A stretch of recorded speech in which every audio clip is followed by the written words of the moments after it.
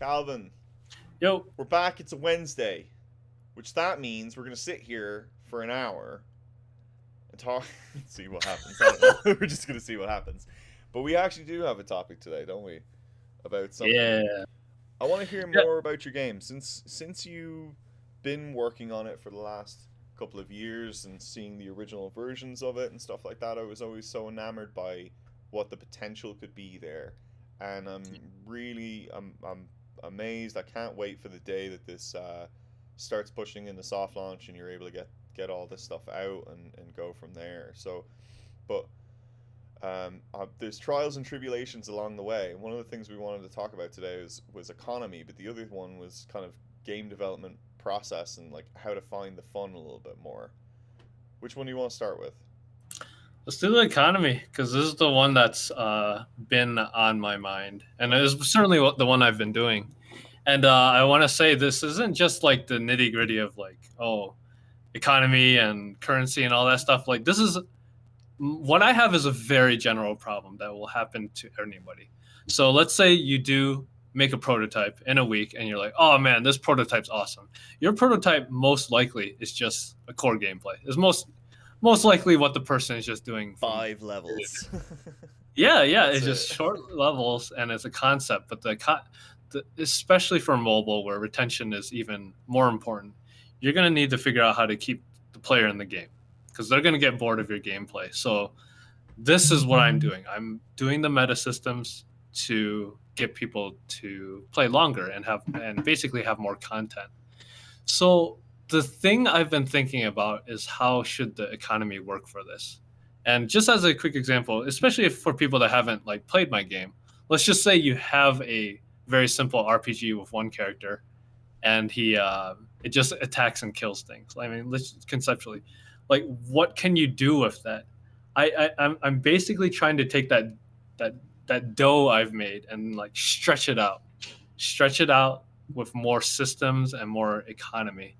Um, and I'm not sure quite how to do that. And again, I'll give another example. Let's say you can upgrade your character's attack. You can also split that up. Very often, games will be like, "Oh, let's do attack speed, and crit." And honestly, all they're basically the same. There's people need to Those are fucking tough words right there. they are they are basically the same, and you need to figure out an equation. But like by stretching it out into three different stats, now you have three different three more things you can upgrade. And potentially, if those three use a different currency, you can have three different modes. Like, hey, go to the fire dungeon so you can upgrade your attack speed.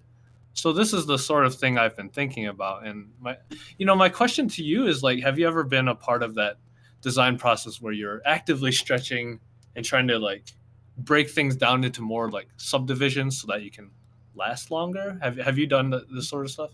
So, not to this abstract level, I guess, right? It's definitely so I would probably go lower because I am the person that's like automatically, yeah. If it's just if a character attacks, then they have all of these different levers, and I'll automatically go to those levers, right? So it's like, hey, we have attack speed, we have movement speed. Always split crit and crit damage together, so that those are like two different stats by themselves as well. Armor and everything like that, if you really want to go down those ways, like can be things, but they're fickle characteristics and they can have like big gameplay ramifications in your game.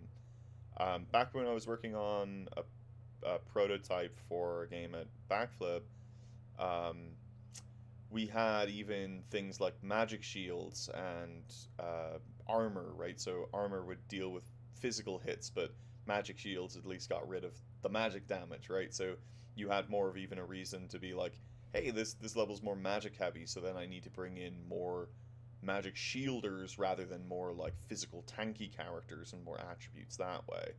And like those are things like all of these things are just like vectors of power, right? Different ways that I can take a character and change their characteristics so that like you're not just always measured against me as one stat of just Right. damage, right? If it's always just one stat of just damage, the player choice is very limited because I'm just always going to take the one that has the highest damage theoretically, right? If if there's just one metric, but if there's even just two metrics, like one has really high damage but really low HP, and this one has like a 50-50, right? Like, and this one has low damage but really high HP. Well, then all of a sudden you can see the decision tree starting out at like a three prong of like last, like kill everything as fast as possible before I die and hope I don't die. Try to play some middle of the road character and win, or try to just be a complete tank and survive and win through attrition. But then that's where then if you start forking and then going, wow, what if there was attack speed and then there was crit and then there was all of these other things? Well, then you can see that the decision tree starts to like spring out a little bit more of like where everything goes.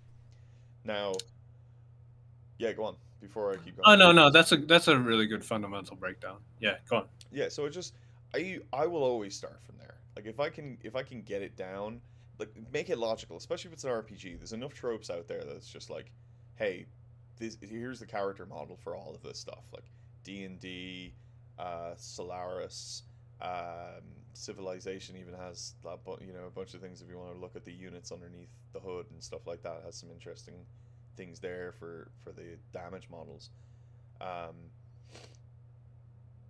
the thing for me is mostly then of what do you use then to push the player around the box, right? A little bit more like why would I need one stat over another, and like and also then what certain kind of impedes players here then too, especially in mobile, is like a lot of the time these things are for like character battlers. So it's like, oh, I'm trying to put together a team.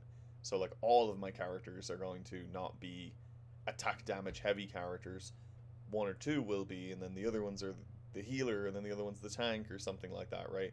I have some very clear concept of how my team like fits together in those sense, and like as a designer before the game is even like while we're doing character creation, we'll start from there and be like, what's the team first before we even deal with any of like who's the tank and who's the healer. We already know that like what the team composition is supposed to be like from those things, right? But in Yeah. your case, you have like single character, right? Or is it character Right. battler? No, you're right. It's basically it's like a tower defense, and each tower is different from each other. Each tower is different, and this is where the power is coming in, right? Like where am I Yeah. upgrading into? Am I upgrading into self, and that doles into all of the towers, or are all the towers by themselves individual? Well, at the moment, you don't you don't upgrade each individual one. You just upgrade the class for simplicity. And actually, this kind of goes So into one just of my towers in general. yeah. Like if you have your bomb tower, you upgrade all the bomb towers at once, sort of. Okay, yeah. Okay, fine. That's okay. Okay, makes sense. Yeah. Yeah, sure. Yeah, and this kind of leads to my next question around this. So I definitely hear you, and it all makes sense. Is like when you have more levers to play with, you can pull and you can keep people interested. And a fairly common retort for this, and even I thought this before, is when I play a game and I see a dazzling amount of stats and numbers, it's pretty overwhelming. But over time, especially now, I've kind of been shifting over to man, maybe I need more complexity so I can do more with my game. So like obviously you're always paying attention to you always thinking about your audience as you make things. Yeah, what's But your marketing position? yeah, Like, well, it's are you mid core. casual or It's casual or mid core? mid Okay, core. Yeah, so yeah, like kind of. mid core can deal with some stats, Yeah, right? yeah, But like if you're going casual, I would say yeah, like abstract and cut down. Like yeah, everything comes back to a power value, and if you can just constantly be upgrading that power value, then that can make more sense. It's just number goes up is yeah, like the bigger thing on that side, right? But if you're in the in my opinion, if you're in the more mid-core side, then I would be okay with a couple of stats for sure. You know what I mean? yeah. That's exactly where I'm like wishy-washy on. I'm like, oh man, should I kind of am more of a simpler developer, and then I just kind of waver on this. But I think you did a How pretty many good different breakdown. bomb towers do you have? Well, in general I have okay, like an Because it's not AOE, levels. It's not levels per tower, right? right? It's like these are individual towers that kind of do the same thing. Yeah. So I mean, to kind of answer your question, I have like 10 different towers implemented, and they do fire in different patterns and certain stuff. Okay. So there's no overlap in how they attack at the moment. So there, yeah. So then, what I would say is like, there's a place where you can split, right? Like, Yeah. you mean you have individual things, so why should you be giving power to something that's different than something else, right? Yes, they might underlyingly do the same thing, but so does every RPG character, right? Like they all Yeah. kill and attack and do something, right? And it's about how they do them, and how much damage or how much power that they have in them that changes that metric up, right? Of like which one do you want to choose over the other one. So is Yeah. there a case to go and say that like, hey, I've got 10 towers. This is technically me putting together my team, right? Like cuz I have to build that board out and pick a couple of these things I'm assuming, right? Yeah. Then Exactly. yeah, then I would definitely not do it so that you're just upgrading all towers for one cost. Like definitely like put it on the player to upgrade the breadth of content there, right? Like if you Right. want to have more if you want to have more stretch, like think about how you're really stretching that top level content, because the other side here too is like when you actually launch, you're going to need to add new things to the game, right? Almost instantly. You're going to just have to go, new levels, new content, everything's going to need to be there, which means you're going to have new vectors, new places for, or new content for players to churn on. But a lot of the time, what that ends up being, especially in the character battler side, is like players like moving up in power, getting new things, and then all of a sudden they get some new character, but they haven't invested into that character yet. So the character is like really good, but it's not like best in slot for their team because they've already invested time into their thing. So player can go really deep on the progression path with their team with that one character, like off on the sidelines. They'll upgrade that character until it gets up parity with their team, slot it in, and then that's what shoots them off into then the next stratosphere, right? And moves them continually down that line. But it's fine to have those cycles of player reset, where it's like player can get something kind of cool and then have to invest a little bit into it up front to get it back to, where they need to be within the progression loop. And that'll just kind of naturally happen too, because if you just have an elder player and they're getting the newest new content, you don't necessarily want that to come in at exactly the same power of where they're at, right? We might want to have that investment loop, and hey, now you got that thing, and that's awesome, but now you got to dump a bunch of currency into it to be able to get it back to level 9 because everything is at level 9 and we're at max level up here, like we're doing cool things, right? It's same thing in Clash Royale right there, like in their sharded economy. I can get a legendary card, but I get it at level 1 or level 0, and I Yeah. have to actually then be able to get more of those things for that thing to become more valuable within my deck. I might Are actually get they it are they usually not usable as soon as you get them? Late game? if you're in the mid game. If you're in the mid game, like 3,000 trophies type of thing, you're fine. You're good. You can use it, but you will see it like a lack in power. Like you will see it, but usually like the legendaries are like good enough that what I mean, you'll just purely based off of mechanics and what, their base stats, you're okay. But yes, like once you start getting up and up, I would definitely say like this thing needs to be upgraded before you're gonna be able to win. Otherwise, it's like a hole. It's like a hole of potential power. It's like you're looking at it and you're like, this thing's cool. It does cool stuff, but it just doesn't do enough damage, right? Like it just doesn't Yeah. do enough. So it's like, all right, and then that's a forcing function. Play more, get more rewards, try to get that thing out, or spend money in the store when it comes up. If you Yeah. see a shard for that thing, you buy it. Doesn't matter if it's soft currency or hard currency. It's just like if you're really invested in that thing and you want it in your team, players will usually try to get it in there. You know what I mean? Get it working well. Gotcha.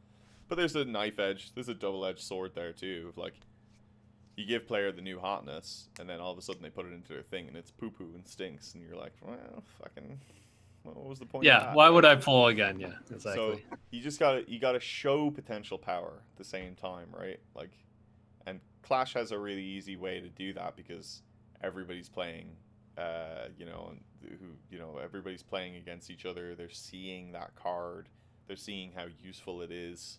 They see themselves getting wrecked by it, and then all of a sudden, like they're like, well, I want that thing, and I don't Yeah. think that you necessarily have that in your game as well too. So, I mean that reinforcement loop is not there. So, just be cautious of it. But I would definitely start with like every tower is a different vector.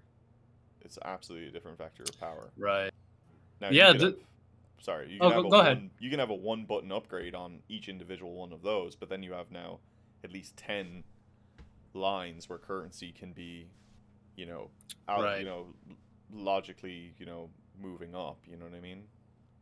Yeah, this has been a interesting case study because when I started out, I part of the reason I did my style of tower defense was I've played a ton of tower defense and I had issues with a lot of them, and I still have an issue.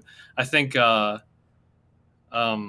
can be kind of tedious, to upgrade every tower. Maybe it's not, maybe not tedious, but it's like I don't know, pointless in some ways. So I really restructured how tower defense should work, and a lot of it was simplifying things, which ended up making for a really great demo. But then now, as I'm moving towards meta systems and ultimately monetization, um, I'm like, oh, I have to maybe backtrack on certain things that I originally thought. So another quick example, I always like kind of criticize games where it's like, oh, here's an upgrade, and all you do is upgrade your crit chance by 0.2%. I was like, that is the most unsatisfying thing ever. I'm not going to do anything like that.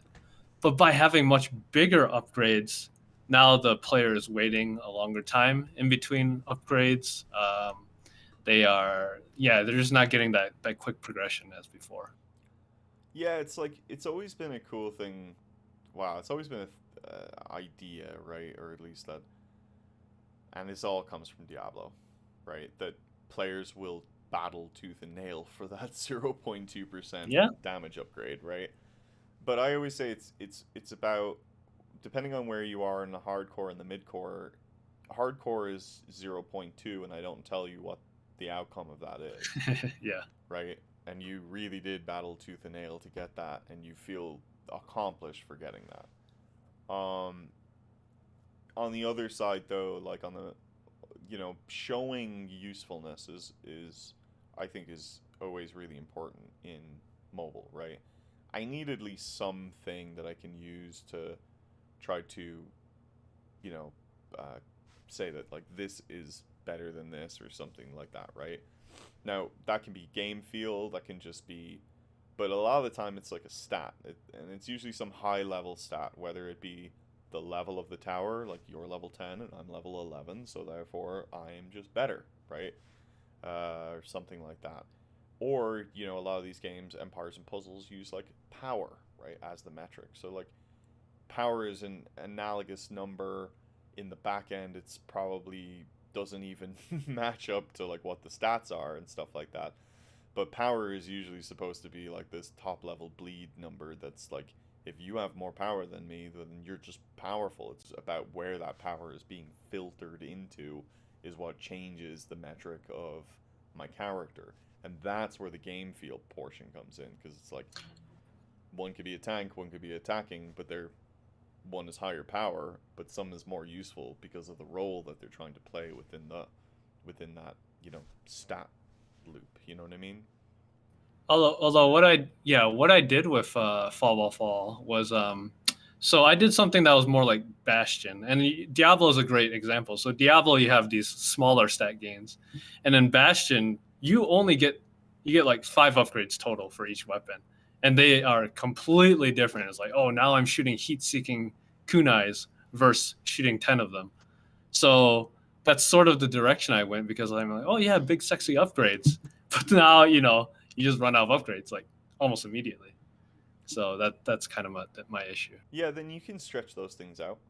You mean the thing is there is like I would almost purposely throw in like let's did you say how many upgrades did you say? 5? It's technically 3, but yeah, 5 is All right, well, let's just say 3, right? There's no player choice there. Uh, there was, but I'm wavering on that. Yes. Let's just say yes. Okay. Yeah, 3. So here's where like gates come in my mind, right? Where I'm like, cool, I have this cool tower, and I have these gates of progression that I need to hit. So the first 10 to 20 levels are just stat increases. Stat, stat, stat, stat, stat, stat, stat. Cool. Then I hit this line and it says, hey, you need to get this item or these set of items to be able to push into this upgrade path. Yeah.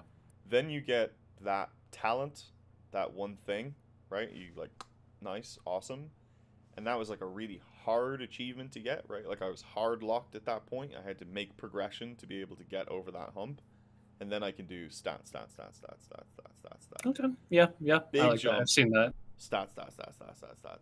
That Yeah. way, then you can pitter that whole thing out 30 levels of upgrades with soft currency in between that can all pull back into hard currency and spend. If somebody just wants to spend through that 10 to get to the next thing and they don't have it, grand, like let them do it, right? They Yeah. can just do that. But that one moment is like, no, I needed to go and get this thing, and I only get that thing from progressing on whatever like level train I have, working within this set of bounds, maybe interacting with daily goals or some sort of event system, and like that's where that power comes from, right? So Okay, then I all of a like it. sudden, then the players like soft locking themselves, but they're soft locking themselves behind progression, and so it feels a little bit more natural to the player to be like, yeah, cool, like I got a bunch of boosts upgrades, and those initial stat costs can be super small, right? Like 1 currency for the first, 5 for the second, Yeah. 25 for the second. But when you're in that second block, it's like 10,000 an upgrade, right? So it's like now I'm like doing like real work, right? So then there's the result of I get new content. I got a new tower. Well, that new tower goes all the way back to level 1. Doesn't have any of the niceness that the other ones that I have, right? Like they have all of my towers have 1 to 2 talents. Like, dude, that's sick. They all do like these crazy things, right? But then pull it all the way back down to that new tower that I got.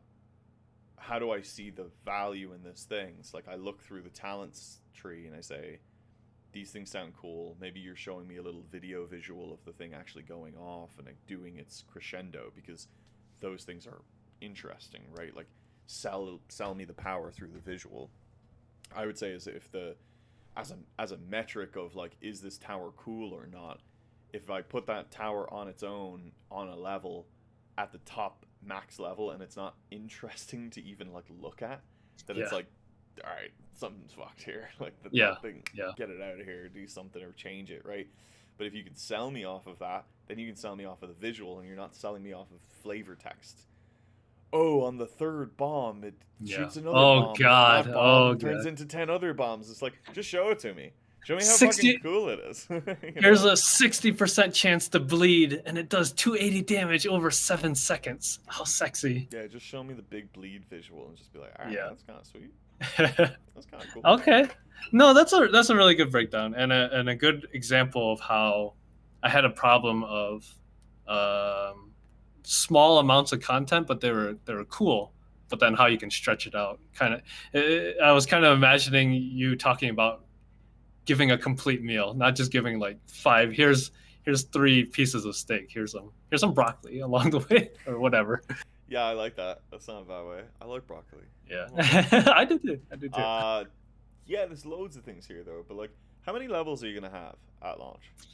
I'd like something like, what did I write down? I think 15. I mean, these are longer levels. These aren't like beat a level in 2 seconds like a lot of RPGs. How so. long does it take? I'm some of them I'm thinking several days actually. So it's kind of like idle gamey in that sense. So what am I doing in the in between? you're optimizing your layout basically. So yeah, so the core gameplay, I have a lot of things that'll keep the player active. But yeah, the meta systems are another thing that'll hopefully keep them active somehow. Yeah, yeah. Just I mean, just be cautious because I mean, one of the things here is also like yeah, stretching things out is well fine and dandy, but you mean look at things like clicker hero, for Yeah, this, right? Like of how fast you progress through like from level 100 to like level 1,000, right? Like definitely takes a couple of days, and you're not doing necessarily like a whole lot. You come back into the game, you press all of your ability buttons, and you kind of go to town, right? yeah, exactly. Um, so I would start thinking about like how do you stretch out? We're not. I know that's obviously the question that we're having, but you most likely need more content within even just the base level structure. You could soft launch with that. You could Right, absolutely soft right. launch with that and start getting data and start getting stuff. But yeah, like players will probably churn your content pretty drastically. How are they Yeah. actually getting the towers? Like, Um. what's the way to receive those? Uh. So if you mean like gaining new towers, it will be a gotcha system for that. Is what I have planned. Okay, how are you gonna deal with that then? That like the player gets the best tower out of the third box. Yeah, it's a tough question. I don't quite know yet. Okay. Yeah. 10 towers. You can't regional lock it because it's not enough content.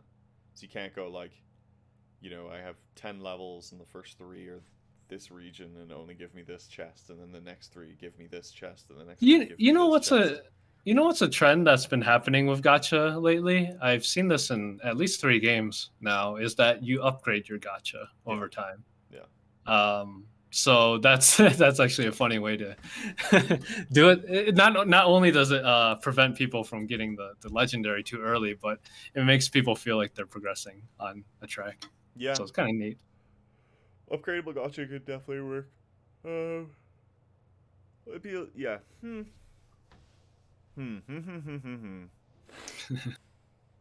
Yeah, it's just scary. It's scary because you want that to be kind of very steadfast, but you don't want to like hardcore block the player. Like it doesn't feel like you Yeah. have enough to really block the player in other ways. And like I gotcha might not even be the way to do this for you. Yeah. But you don't want it linear though too, but I don't know if gotcha's necessarily the way. I'll have to think about that one a little bit more. Sure. Yeah. But the biggest thing is also then too is like, so what are you doing for like live op events, right? So like how are you changing up the game for the player over time? Right. Yeah, that is something I did have when we coded the architecture. It does support like different modes and live op stuff. So it is planned that you can run little mini events while you're playing the main game. So there's support for that. Okay. Well, that's good because then at least you can run like shorter engagement mini events, get Yeah, through as exactly. many levels as possible, blah, blah, blah, and see how far you can kind of like get down a power Yeah, track or something like that, right? See how far you can go in X amount of time, and that that'll like dole out some rewards. So exactly. keep resources and some of your best content for like behind those things then too, right? You don't need to stick everything into the gotcha pool, but you need to be able to go and push the player around the box like pretty hardcore and say like, yeah, you could possibly get everything out of this, but that's just one.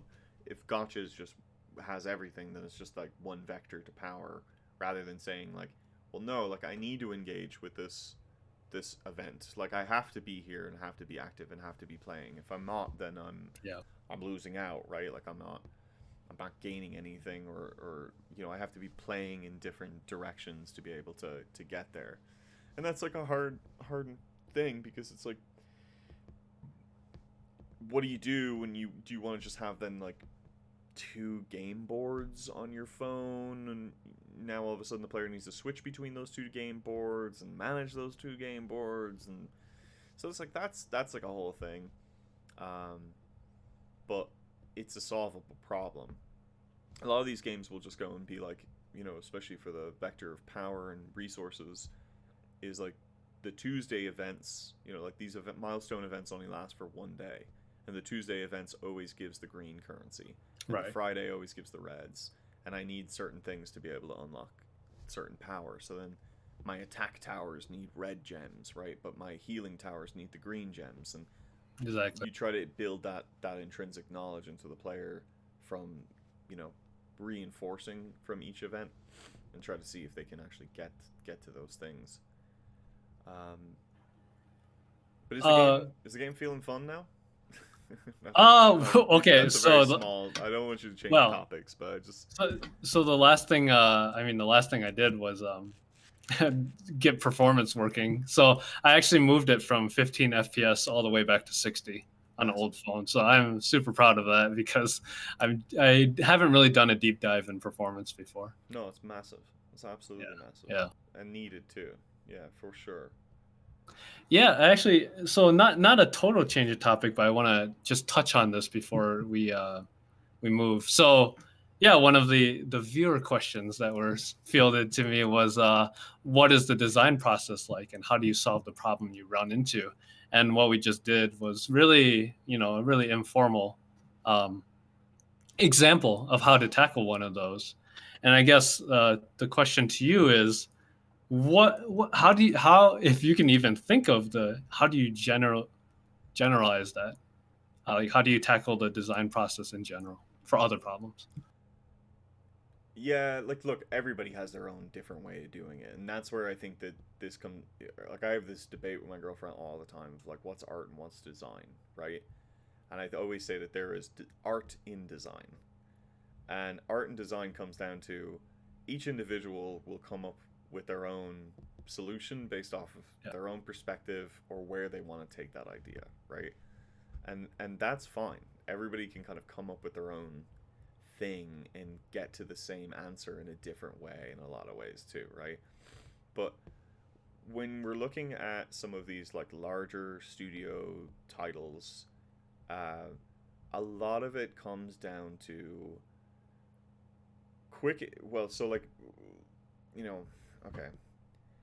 If you're really trying to solve a design problem, you need to have a good idea of what the problem is first, right? And as a designer, your position is to try to really come to that conclusion of what really is the problem. And a lot of that comes down to like, let's say the game is out and live, right? You have data analytics coming back. You have player feedback coming into the into chat. You got player feedback coming into forums. You got CS that's coming in. You listen to what the player base is saying. You listen to what your colleagues are saying about this problem, and then you play the game yourself. And from there, you have to try to data synthesize all of those things together and say, okay, what are players really hitting at here? Like, what are they really not like?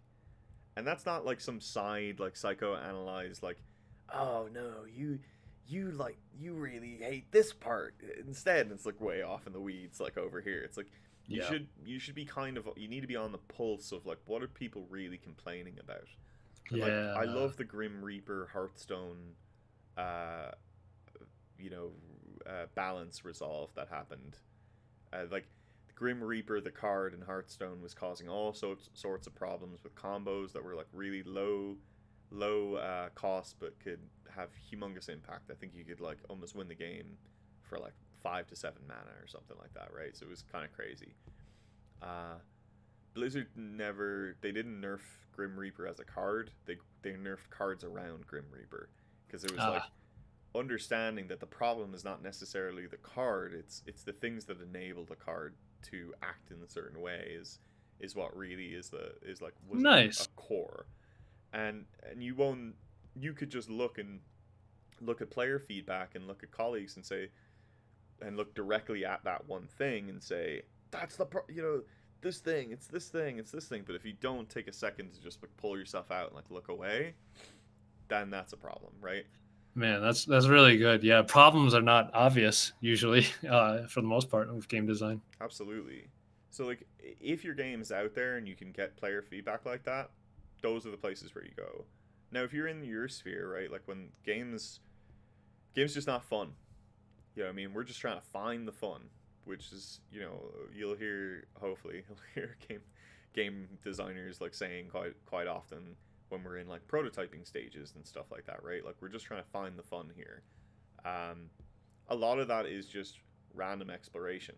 It's just core knowledge of hey, like I've played so many games over the years, like I understand what player choice is within these metrics, right? Like can I look at this and say, for each individual place, like what is my decision point?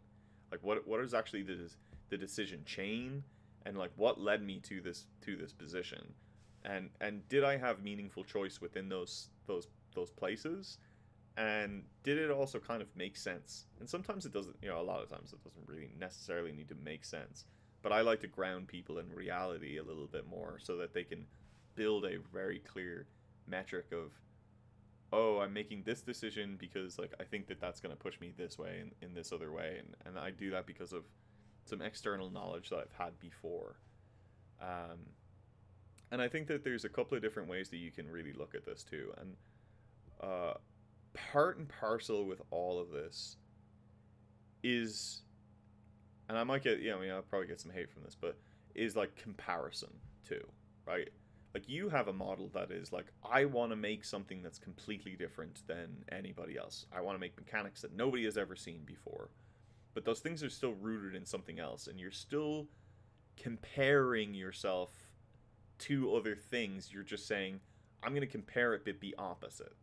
Whereas a lot of the times, if you want to aim for like true success, or be aim for like the simplest idea of like risk demanage, like, or like risk management, right? Like you want to be able to say like root your game's mechanics in other games mechanics and try to see if those things can align in those same ways too, right? Like can I actually, I'm making this game, it's a match 3, and I want to make match 3 better than anybody else, or anything like that, right? Kind of two ways you can go. You can say, I'm going to do it, but I'm going to go so far away from everybody else that I'm looking at them and saying, that's what they do, I'm doing the opposite.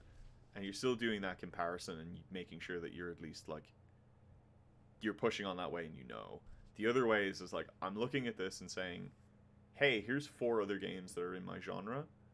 Those games are all using these types of features, these types of mechanics, these types of things. Well, okay, that's cool. Why are they doing that? Yeah. Right?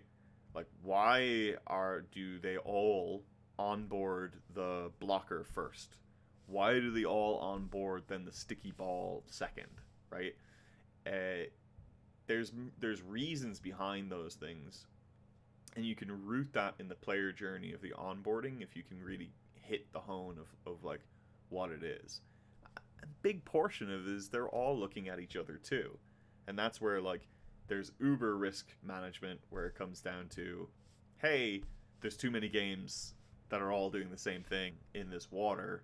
Well, I can't be in that water doing the same thing either because I'm not gonna survive, right? So that's when we talk about like blood red waters in markets where it's like, Oh yeah. there's just too much saturation, and everybody has been comparing, and everybody has been doing the same thing and going from there. Have you ever heard the number for Social Casino CPI?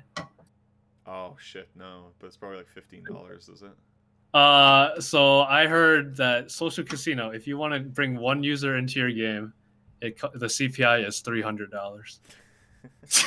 But you can imagine, yeah, these guys do pay out like 10K or whatever, so it makes sense. But yeah, talk about blood. That is the bloodiest red waters.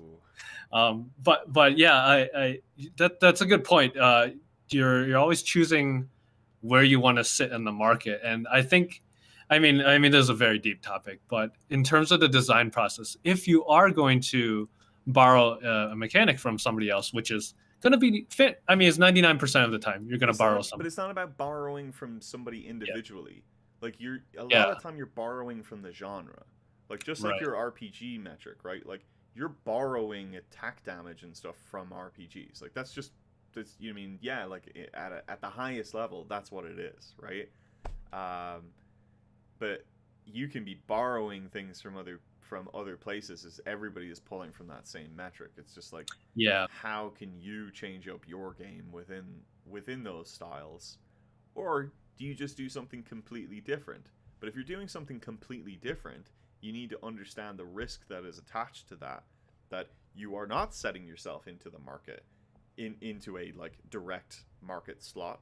You were trying to make your own market slot within that you know the the web of all the genres and how many games are inside of them or anything. Like, you're trying to do something a little different or sit outside of the metric. And in that case, it's like those can still work. And on Steam, that's probably the better thing. On mobile, it's a much scarier proposition because you're putting out a game for free. And if you're a solo dev trying to put out a mobile game for free that isn't rooted anywhere, then yeah, I don't know. You better be doing Yeah. something completely different. You know what I mean? Yeah, like yeah, and I didn't mean borrowing in a negative connotation. It's just the best word I have. You're probably going to look at other games and for inspiration. And let's see. So yeah, there's lower risk by doing that. But again, like you said, you need to know the why. You need to know why you're taking this mechanic from another game and why it works.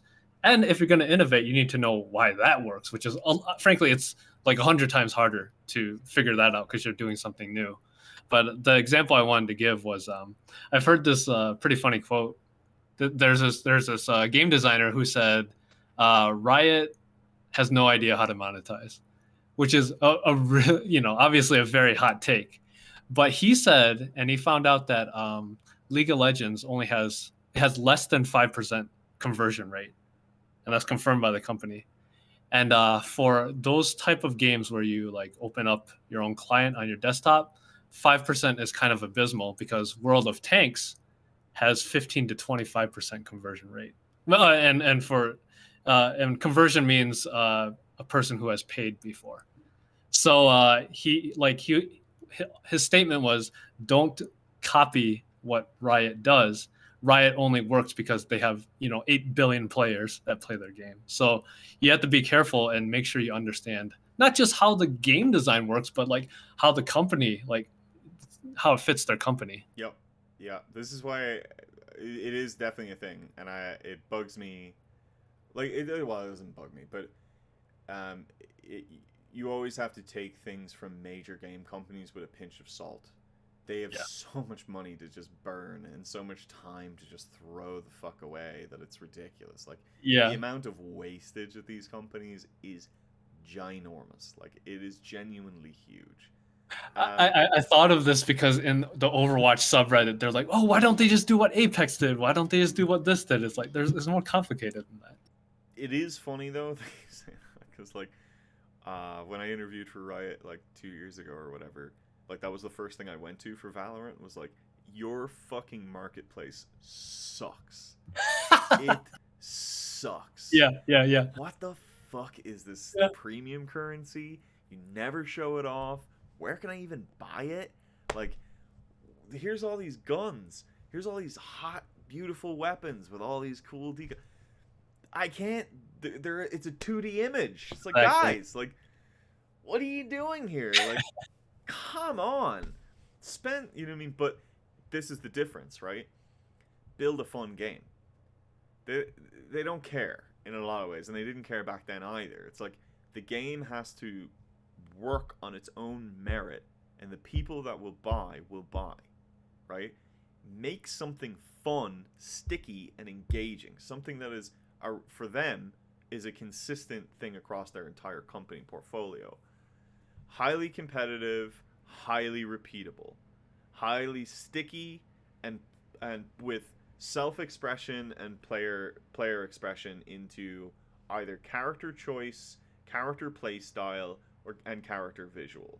And these things culminate into players self-identifying into individual units, or into the global ranking boards, or into the thing, but they're stuck in the game.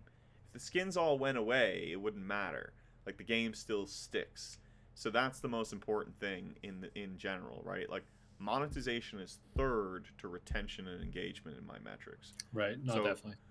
it's not always about like how do I put, like World of Tanks is a whole messed up situation where like if you actually go and try to play the game, one it's probably enjoyable to people who like enjoy that kind of like slower strategy tactical Yeah. kind of things, but then kind of still BS because you get put with people who just have way better tanks than you all of the time, and you just get absolutely blown out of the water, and you're like, well, I guess I'll spend. You know what I mean? I guess I'll spend to go, and because some people self-identify into like, well, I'm playing World of Tanks, and I've got all these crappy like APCs, but like I want a Panzer, like I want a Tiger tank.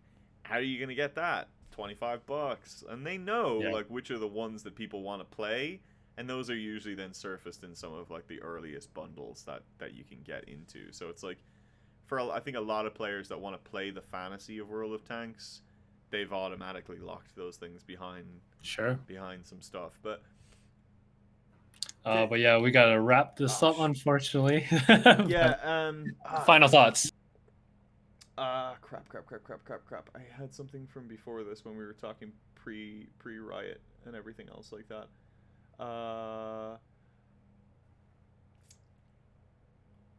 Crap. I It's was just risk is just huge, right? Just Yeah. it's not about comparison and it's not about just taking, but just try to root if you are really trying to like not deviate too far away, or maybe you are trying to deviate too far away. Try to still try to, if you can communicate this to other players this way too, or other people. It's like rooted in some other game that you can try to find. Like if you can find some seed of what you're trying to accomplish in another game, go from there. But always go back to the goals. Always go back to the goals that you are trying to do from the highest level of game development, right? What do I want the player to feel when they're playing my game? When they're as they're playing my game, how do I want them to interpret the things that I'm allowing them to see, right? As they get through and get into that elder game, what does it mean for that player to keep on playing and continue to play long into the night? What these are the things that you need to go and take as these like highest level pillars of your game itself, and drive those through all of your mechanics. Make Totally sure agree. that this is through your progression, and that's where like the real game development side comes down to. Like when I was talking about like Nuzly or like a different mobile game that I was working on a while ago, uh, I started with like 10 commandments of like things I just want as a player. I want the player to feel like this at every moment. I want the player to be thinking about these things, and when you start from there, then you can start going back and looking at, well, what mechanics do I really want to add in here? Right. What things reinforce all of my highest level goals? Because that's what I want my game to be at the end of the day. This is what I want my game to feel like. So how do I get to there? And everything else needs to reinforce that. So it's not mechanics being the driver. It's these higher things that you're saying as a player, as I want I want to just enjoy, not just enjoy the game, right? That's fucking dumb, but you know what I mean. I want to have some sense of sensibility. I want social interaction throughout the whole product, right? And start from there and see what you can drive through. Secondly, too, is like in mobile, a lot of the time it's like dominated by this idea of small loop, big loop that we were talking about off screen beforehand, right? And maybe go and try to take a different development approach to it as well, too. Maybe go and start with like, what do I just want the base to be? I want the base to be tower defense. Well, great. Well, maybe just start with tower defense and then start adding a little bit on top of it, and then saying, what can I do in that box? Oh, okay. Well, then that springs me some ideas over this way. Well, maybe I'll do another prototype round and I'll build that box out and I'll build that box out. Now I'll work in those boxes and do a little bit more deep dive into the mechanics there. Resolve which one's better. This one's on the right. I like this one a little bit more, but I got some learnings out of this one, so I'll bank that for later on. And that's how then you're like tower on the fun later on. My problem with that versus like holistic game design of like, what is my game figure out my game from the very beginning before I even put pad to paper is just that you can be building on top of a crappy base, and Right. you could be building very wayward away from your goals. So every single time that you do these little inflection loops, make sure that you're always reframing around something. What is this point supposed to do? If I'm going to implement this thing, is this going to be like this? And then also just making sure that you're keeping in terms with development scope. Knowing where you want to put your time is really important. Like, I don't want to put my time into everything. Everything cannot be perfect, and everything cannot be its own game. So if you ever get into these loops of like, oh, well, I'm going to just like prototype a couple of games, and then I'm going to pick the best one, right? Cool, pick that one. That's my new base. Then I'm going to like prototype a little bit more on top of it. Cool, like prototype a little bit more on top of it. Cool. Then all of a sudden it's like, okay, well, where did I go from my goals? Like, or am I remaking new goals around all of those things? Am I building the funnest version of this game? Because I'm only ever building on top of the base that came before it. I'm never really building like, but what could, like, if I build this, could that build into this whole thing? And then does that build into the narrative? Like, how does that interact with the world, right? If you're always thinking in smaller loops of iteration cycles, you might, to like find the funnest mechanics, you may never actually find the game. You might just find a semblance of maybe some fun mechanics that are there, but they're kind of nebulous and maybe not. If you actually abstract it and say, whoa, go 3 stacks down, what would I have done to like loop that whole thing back together again? You might have just thrown out all of that stack. You might have just said like, actually, do you know what? None of this matters, and this is what I actually wanted in the first place. So there's just different development styles, and I don't, each to their own. Everybody's got their own different opinions there and everything like that. But I just tend to just say, like, figure out your goals, drive it the whole way through the loop, and figure out some semblance of a block of what you want your game to be before you've even put pad to paper. Sean, I hate you because you brought up like 5 great things in the final 5 minutes of this, all of which I want to talk about, and they all should be their own episodes. Oh, fuck. So All you right, suck for that. yeah. But yeah, we'll rewatch this. We'll break down each one. Those are great topics, great takes, and I have some thoughts on those. I haven't had coffee this morning. All right, I'm out. Thank Yeah, you. later. Bye.